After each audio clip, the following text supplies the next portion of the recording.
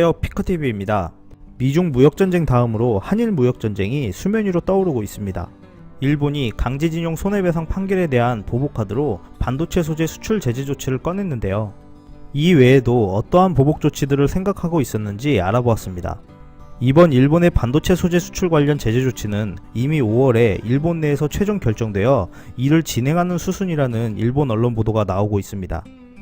좀 더 거슬러 올라가 보면 2월부터 일본 여당의 우익들 쪽에서 한국 제재를 위해 한국에 급소를 쳐라 라는 말이 오고 갔다고 전해지는데요.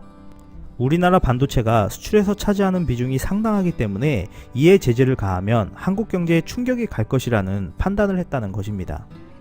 실제로 삼성전자와 SK 하이닉스 등이 확보하고 있는 재고는 약 1개월분에서 3개월분 정도로 완제품 재고까지 포함을 해도 버틸 수 있는 기간은 3에서 4개월 정도라고 알려져 있는데요.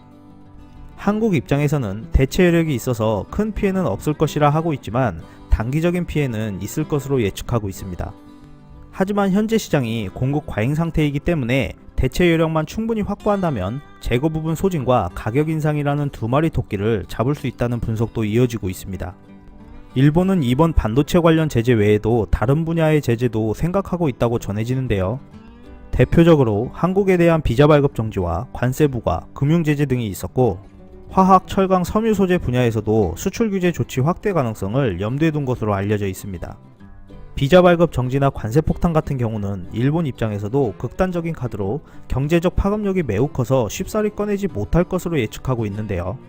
지난해 같은 경우 한일 간 인적 교류 규모가 1000만 명을 넘었고 주한 일본 대사관에 따르면 작년 일본을 방문한 한국인은 753만 9천 명, 한국을 찾은 일본인은 295만 명이었다고 발표하였습니다.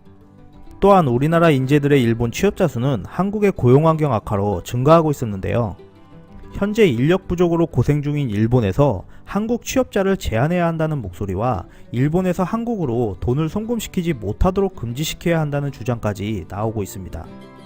이렇게 일본에게 불리한 와중에도 수출 관련 규제를 언급하는 것은 한일 무역에 있어서 무역거래 품목들이 우위를 차지하고 있고 아직까지는 한국이 일본 제품 성능을 대체할 품목들을 찾지 못하고 있는 데다가 여러 IT 분야에서 일본 핵심 부품들이 상당 부분 차지하고 있기 때문이라고 분석하고 있습니다. 이번 제재를 계기로 한국 정부와 기업들에서는 탁상 공론에만 그쳤던 일본 제품에 대한 의존도를 낮추는 방안들에 대해서 이제는 적극 검토하여 추진되어야 한다는 목소리가 높아지고 있습니다. 끝까지 시청해주셔서 감사합니다. 구독, 좋아요 부탁드립니다.